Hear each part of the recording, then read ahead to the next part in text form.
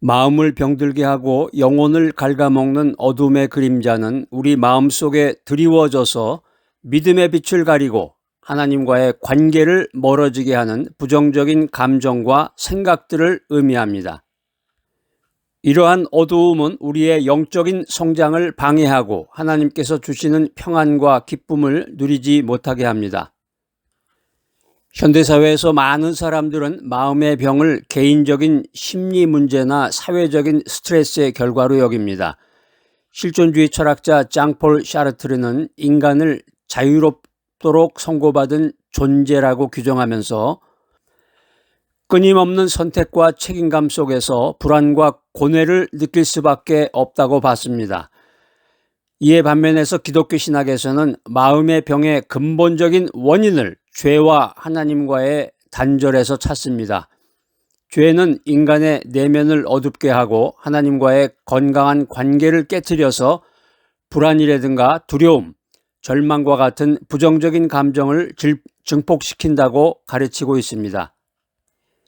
신학에서는 인간의 죄성을 하나님께 등을 돌린 상태로 묘사하고 이런 상태가 영적인 어두움과 고통의 근원이라고 생각합니다. 요즘 유행하는 말 중에 멘탈 붕괴라는 말이 있습니다. 이 멘탈 붕괴라는 것은 감당하기 어려운 스트레스라든가 충격적인 사건으로 인해서 정신적으로 혼란스럽고 무너지는 상태를 의미합니다.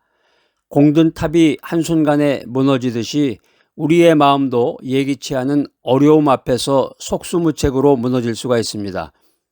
이런 멘탈 붕괴는 단순히 개인적인 나약함의 문제가 아니라 경쟁적인 사회구조, 불확실한 미래에 대한 불안감, 다양한 사회적 요인들이 복합적으로 작용한 결과입니다.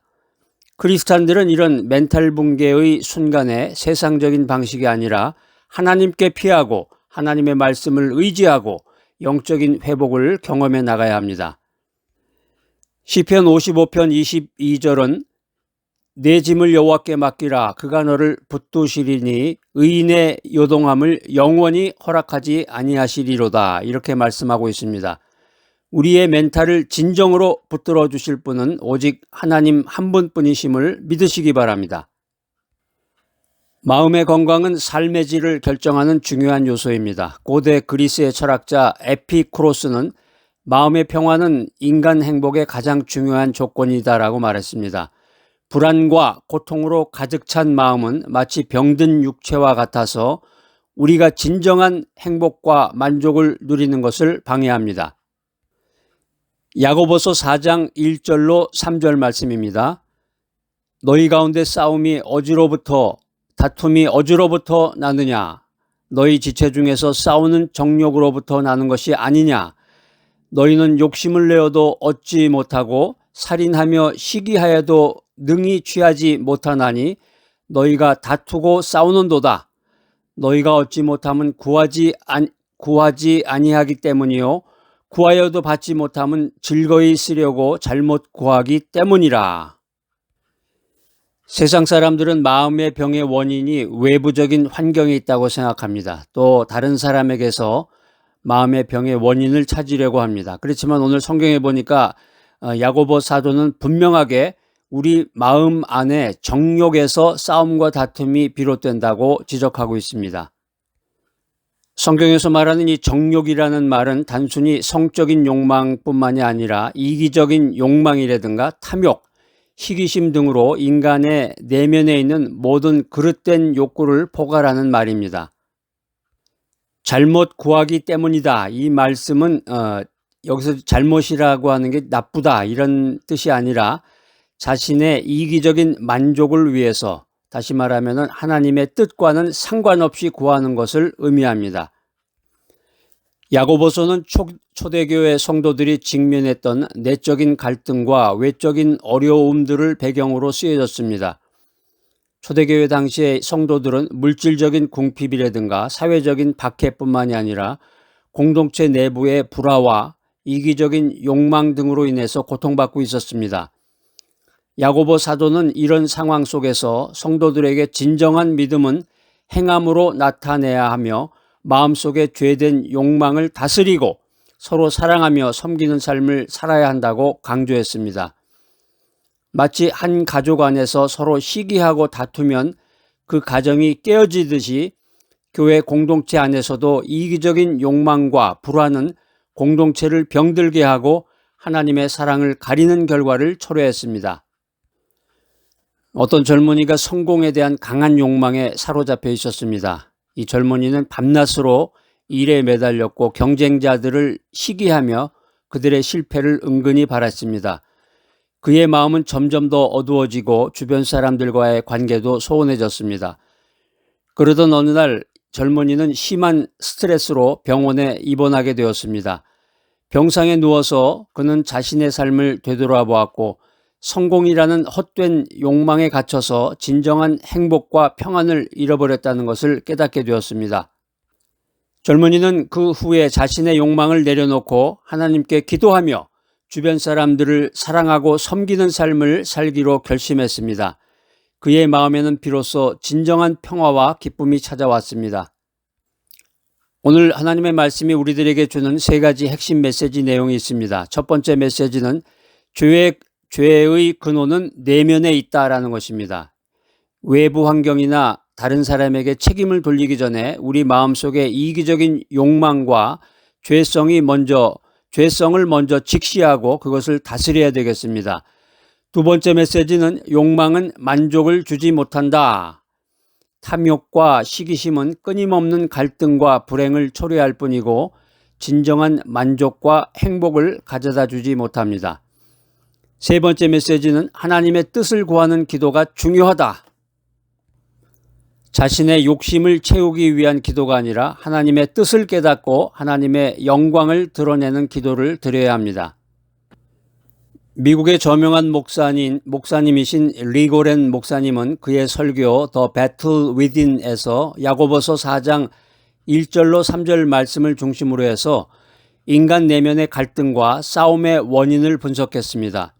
리고렌 목사님은 설교 제목처럼 우리 마음 안에서 끊임없이 일어나는 욕망과 이기심의 싸움이 우리의 삶을 얼마나 파괴적인 방향으로 이끌 수 있는지를 말했습니다.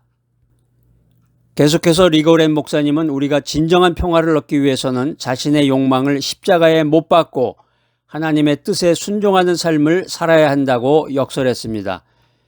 결론적으로 목사님은 내면의 싸움에서 승리하는 길은 자기 부인과 하나님의 은혜를 구하는 데 있다고 강조했습니다. 우리 안의 죄성을 인정하고 성령님의 도우심을 받아 변화하는 인생을 살아가는 우리 모두가 되어야 되겠습니다. 구약 성경 읽어보면 아합 왕과 나봇에 대한 이야기가 나옵니다. 아합 왕은 이스라엘의 강력한 왕이었지만 이스라엘 사람이었던 나봇의 포도원을 탐내서 결국 나봇을 죽이고 그 땅을 빼앗았다. 이렇게 성경은 말하고 있습니다. 아합 왕의 탐욕스러운 행동과 나봇의 억울한 죽음은 권력자의 그릇된 욕망이 얼마나 끔찍한 결과를 초래할 수 있는지를 우리들에게 보여주고 있습니다. 나봇은 자신의 신앙과 조상의 유산을 지키기 위해서 부당한 요구에 굴하지 않았습니다. 우리가 이 성경 말씀을 통해서 물질적인 욕망에 눈이 어두워서 하나님의 공의를 저버리는 어리석음을 경계하고 어떤 상황 속에서도 믿음을 지키는 충성스러운 삶을 살아야 되겠구나 하는 것을 배우게 됩니다. 우리의 마음은 마치 정원과 같습니다. 아름다운 꽃과 열매를 맺기 위해서는 끊임없이 가꾸고 돌봐야 됩니다.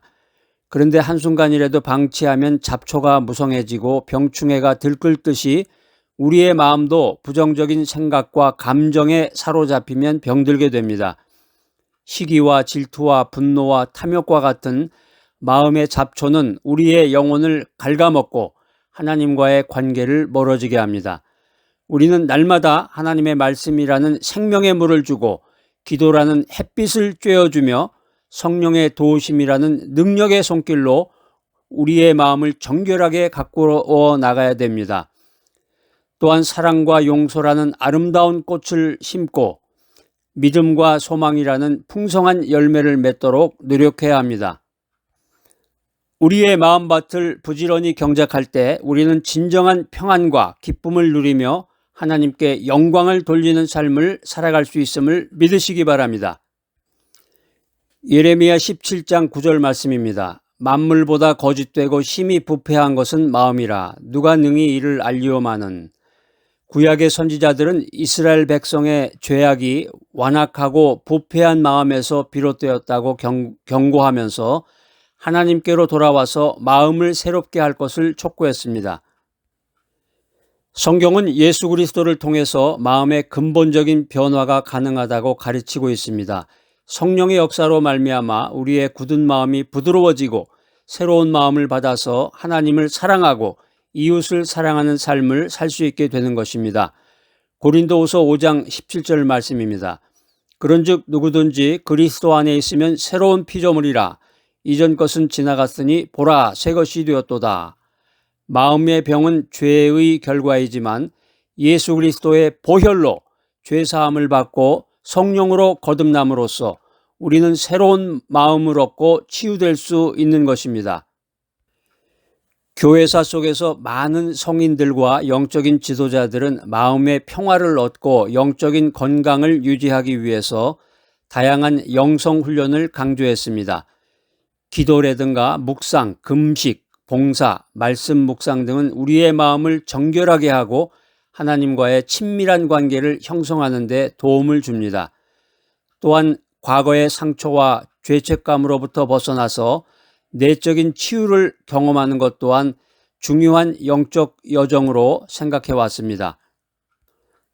우리가 말씀을 가지고 매일의 생활에서 실천할 수 있는 삶의 원칙들입니다. 첫 번째 원칙은 자기 성찰과 회개입니다.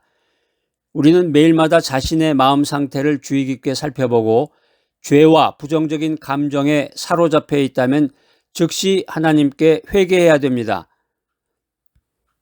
두 번째 삶의 원칙은 말씀과 기도를 통한 영적 양육입니다. 건강한 육체를 위해서 균형 잡힌 식단이 필요하듯이 건강한 영혼을 위해서는 하나님의 말씀과 기도가 필수적입니다. 말씀을 통해서 우리는 진리를 깨닫고 하나님의 뜻을 분별하고 기도를 통해서 하나님과 교제하고 하나님의 은혜와 능력을 공급받게 됩니다. 세 번째 삶의 원칙은 사랑과 용서의 실천입니다. 마음의 병은 종종 인간관계의 갈등과 상처로부터 비롯됩니다. 하나님의 사랑으로 서로를 이해하고 용서하며 화평을 이루기 위해서 노력해야 합니다. 미국의 저명한 신학자인 A.W. 토저는 하나님을 아는 지식에서 인간의 마음은 하나님을 향한 갈망으로 가득 차 있지만 죄로 인해서 그 갈망이 왜곡되고 병들게 된다고 지적하고 있습니다. 토저는 우리가 진정으로 마음의 평안과 만족을 얻기 위해서는 하나님을 가까이 하고 하나님의 뜻에 순종하는 삶을 살아야 한다고 강조하고 있습니다. 마음을 병들게 하는 어둠의 그림자는 우리 안에 죄된 욕망과 세상적인 가치관에서 비롯됩니다. 그러나 하나님께서는 예수 그리스도를 통해서 우리 모두에게 새로운 마음을 주시고 성령의 능력으로 우리를 치유하시며 믿음으로 살아가는 의인의 길로 인도하십니다. 사랑과 은혜가 풍성하신 하나님 아버지, 우리의 마음속에 드리워진 어두움의 그림자를 주님의 빛으로 몰아내 주시고 죄와 이기심으로 병든 우리의 마음을 성령의 능력으로 깨끗하게 치유하여 주시옵소서.